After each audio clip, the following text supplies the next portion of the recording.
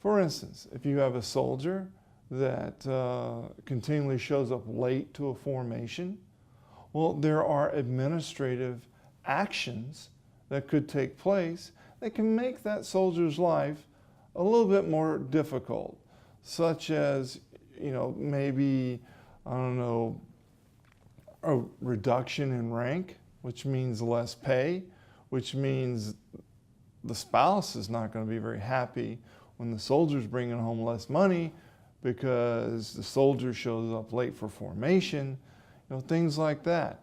There are also privileges, much like the privilege to drive a vehicle. Now, I know a lot of you think you have the right to drive a vehicle.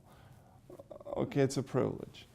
In the military, you have a privilege to go on and off the installation, meaning at any time, if you mess up, for lack of a better term, you can have that privilege of what's called a pass, or the ability to leave the installation, withdrawn. You're saying to yourself, so they can't go home? Yeah, that's what I'm saying. You can't go home. Where do they go?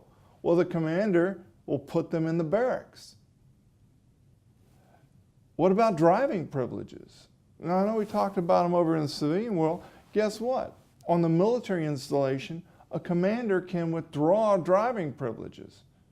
And if you're a freaking crazy driver, you don't, maintain the appropriate speed in certain areas, which on most military installations is 15 miles per hour, the commander has the authority to yank that privilege of driving on the installation. Now, I'm not saying off, I'm just saying on. What about the ability to, there's a 4-day weekend coming up, say July 4th weekend. Typically, military personnel get a 4-day pass. Well, if you've been a screw up, the commander has the authority to not grant that 4-day pass. And so what do? Well, you sit your butt in the barracks until the 4-day weekend's over with. So there are very similar type, administrative sanctions, if you will, that can occur in order to ensure good order and discipline. Well, let's move down one in both areas. Let's move down to criminal. Crimes against the state, crimes against, others. Well, in particular, crimes against the state, as well as I do, that if you, commit a robbery, you are subject to state prosecution, depending on, of course, what you robbed. I mean, if it's a bank or something, it could be a little bit different prosecution.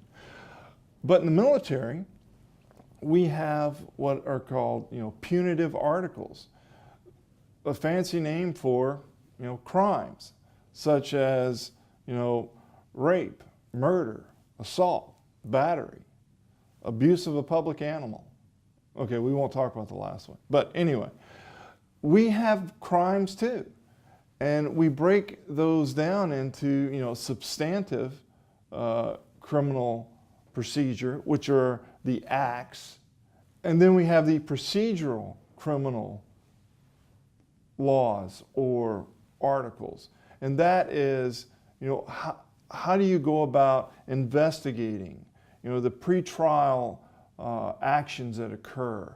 What are the appropriate procedures that take place during trial? So, we have both the substantive and the procedural, just like our civilian counterparts, when there is a criminal trial. So all in all, again, the reason we have these things in the military goes back to that basic premise of good order and discipline. And all of these stem from the one document that in the military we take an oath to defend and support, and that is the U.S. Constitution.